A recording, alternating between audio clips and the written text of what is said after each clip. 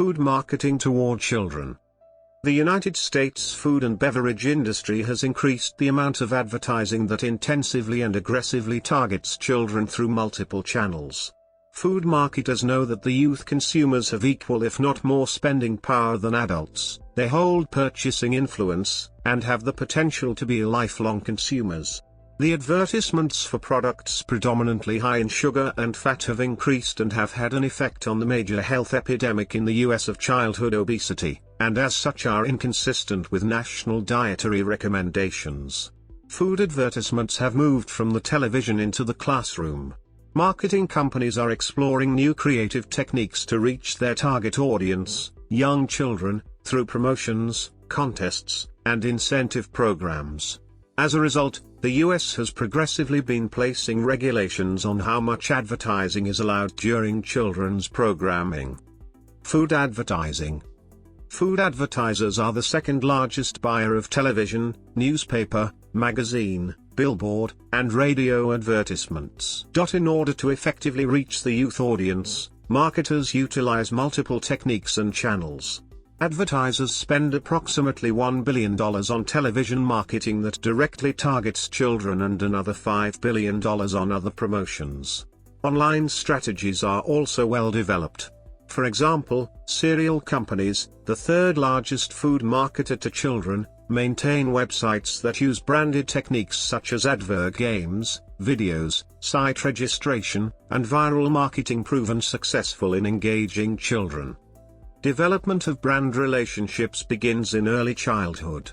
Marketers have done extensive research and have come to find that children between the ages of 2 and 5 hold a considerable amount of purchasing influence through what marketers have termed the Nag Factor.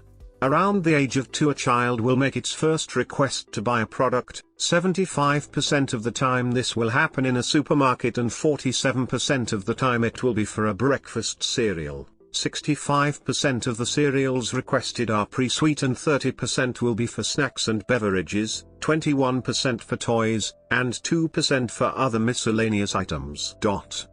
At this age, children are not capable of comprehending advertising and have little understanding of the intent that advertisers hold. Children do not begin to be able to understand advertising until about 7 to 8 years of age, and even at this age, children's cognitive development is still not able to distinguish misleading advertising from others. By the time children reach 9 to 10 years of age, they may possess the cognitive ability to understand and comprehend advertisements, but this does not necessarily mean they will.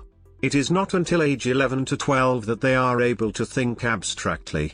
Even after adolescents possess the capabilities to understand persuasive advertising, they can still be affected by advertisements that address the way they view themselves and want others to view them through appearance and a need to belong. Television advertising.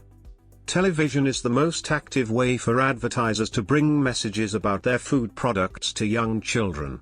More than 75% of US food manufacturers' budgets go to television advertisements. Because children begin watching television very early in life, about 2 hours of television daily for children between 2 and 4 years old, it is a crucial time for marketers to begin to build their brand relationship.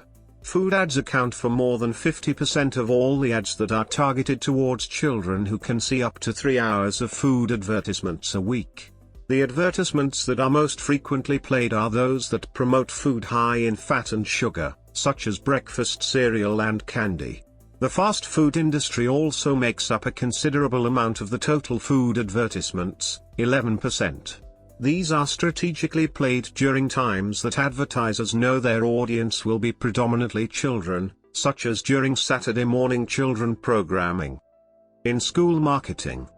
In recent years, U.S. public schools have begun to increase the amount of in-school marketing that they allow. Marketers and advertisers have been able to increase their presence in schools largely due to the fact that U.S. public schools are financially vulnerable and in desperate need of funding. For advertisers and marketers, in-school marketing reaches a large target audience and therefore is an effective way to increase sales and improve product loyalty. There are thousands of schools in the US that have entered into contracts with companies that allow them to exclusively sell their products, mostly soft drinks, in their school and at school events. 92% of these schools receive a percentage of the total sales revenue. Along with this, a smaller percentage, around 40%, will receive further incentives such as donated equipment if total revenues reach a specified amount as stated in their contract. Direct advertising. Advertisers have found ways to directly advertise to students, including through logos and company names on school buses, athletic scoreboards and athletic jerseys. They place ads on both the interior and exterior of schools. Companies are able to deliver their advertisements through the Channel 1 program. This is a program that is played in 38% of US public schools. It is a 12-minute program of current events and includes 2 minutes of advertisements, most of which are food ads. In return for showing this mandatory program in their classrooms, schools are offered free equipment. In-school advertisements are placed on textbook covers, lesson plans and educational comics. Companies such as Cover Concepts provide free sponsored materials to schools that are covered with advertisements, including food ads. According to Cover Concept promotional materials, Cover Concepts places your brand directly into the hands of kids and teens in a clutter-free environment. We work in tandem with school administrators to distribute free, advertiser-sponsored materials to over 30 million students, grades K-12, in 43,000 authorized schools nationwide, plus additional reach in daycare centers throughout the country. Clients of Cover Concepts include McDonald's, Pepsi, Frito-Lay and M&M's. Companies see this as an effective way to reach their target audience in an uncluttered environment. Indirect advertising. Ways that corporations are able to indirectly advertise to consumers in schools, commonly through incentive programs. Many schools in the US use programs which are almost always sponsored by local restaurant corporations, most commonly McDonald's and Pizza Hut, as educational tools to promote reading. As prizes for the completion of the program are given gift certificates to that corporation's fast food restaurant. Pizza Hut offers a program, Book It, which offers certificates for free pizzas when participating students read a certain number of books. Other companies that are involved in this type of advertising are Campbell's, Prego Thickness Experiment, Domino's, Encounter Math, and the National Potato Board, Count Your Chips. Internet. The Internet is a more direct and personal way for marketers to reach their young audience. US census data taken in 2001 revealed that 51% of US children 10 to 13 years old and 61% of 14-17-year-olds have access to the Internet from their homes. For food marketers and advertisers to effectively reach the increasing number of children on the web, they have had to come up with new and creative ways to engage them. Designing a website that attracts children is known as creating a branded environment. These sites have been specifically tailored to attract young children through the combination of products placed into games, puzzles, contests, quizzes, riddles, music, email cards, clips of their commercials, and sweepstakes, all of which revolve around the food product. Almost all of these food sites feature their cartoon spokes characters or popular cartoon characters. Promotions.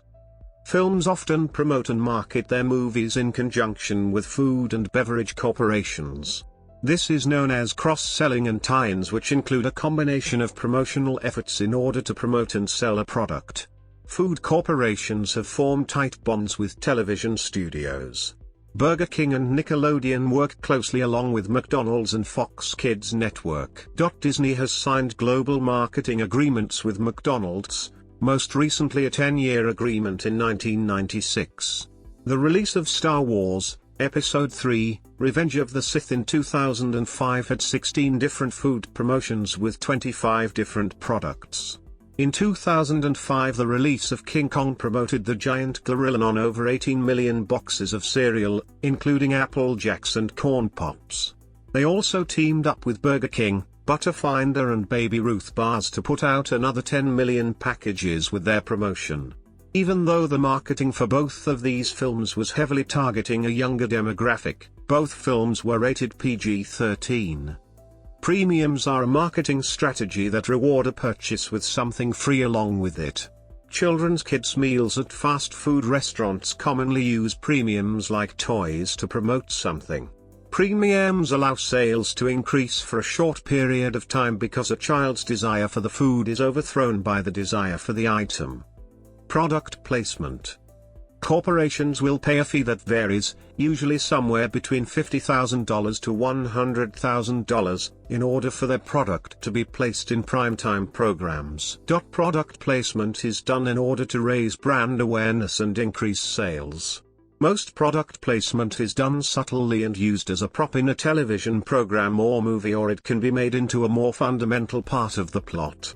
In 2004, Coca-Cola paid an estimated $20 million to have their product placed in American Idol, which had consistently been rated one of the top 10 shows for children between the ages of 2 to 11 years old. Product placement began to make its way into feature films in the 1980s when reports surfaced that the candy, Reese's Peanut Butter Cups, sales had increased 65% as a result of its placement in the movie E.T., the Extraterrestrial. Mountain Dew produced a film, First Descent 2005, that featured snowboards and helmets all embellished with their brand logo. Even though product placement in children programs is prohibited after 1974 by the FTC, it is evident that it is still in practice. There are no regulations on product placement in films, video games or the internet. Advergaming is a relatively new term in which computer games are built completely around a product with the ultimate goal of maintaining the child's attention to that specific product for longer than it would be held with a traditional commercial. These websites feature games that revolve around their specific products and favor players who purchase it. A part of many films' marketing campaigns involve teaming up with a food corporation to promote both the film and the product. In 2007, the Kraft Lunchables site allowed visitors to access a limited number of games for their promotion of the movie Transformers unless they had a promotional code which could be found inside the product. U.S. regulations. The U.S. has only a few policies in place for regulating the advertisements that are directed to children. Children's Advertising Review Unit, CARU, of the National Council of Better Business Bureaus has established a code within the advertising industry of self-regulation. The guidelines set by CARU apply to all types of children's advertising but hold no actual legal authority and is dependent on voluntary compliance. These 7 basic guidelines touch upon areas such as product presentation and claims, endorsement and promotion by program characters, sales pressures, disclosures and disclaimers and safety concerns. CARU is an organization made up primarily of members from the food industry. The Federal Communications Commission and the Federal Trade Commission regulate advertising at the federal level. The two hold different responsibilities within the realm of advertising. The FCC is responsible for establishing what the public interest is and ensures that it is being served by television broadcasters. The FTC is responsible for the regulation of advertising that they deem as being unfair or deceptive to the viewer. Television. The regulations of television advertisements to children first began in the 1970s by a children's advocacy group, Action of Children's Television. ACT advised both the FCC and FTC that it would be in the best interest of children if advertisements directed towards them were either prohibited or greatly limited. 4 years later the FCC passed a law stating that only a specific amount of advertising time, 12 minutes/hour on weekdays and 9.5 minutes/hour on weekends, would be allowed to air during children's programming. As a result of the Children's Television Act passed in 1990, children's advertising is limited to 10.5 minutes/hour on weekends and 12 minutes/hour on weekdays. Internet. Advertising on the Internet is essentially unrestricted. CARU attempted to revise its guidelines in 1997 to include the Internet, but with its rapid development of new techniques they have proven to be substantially weaker than those that have been applied to television. Before Congress passed the Children's Online Privacy Act in 1998, companies were able to collect personal data from children in order to learn their preferences and interests. This law went into effect in 2000 and restricts certain data from being collected and requires parental permission for the collection of personal information for children under the age of 13. Through surveys with incentives and prizes for completion, companies were able to conduct market research which was then used to create more personalized marketing campaigns to children.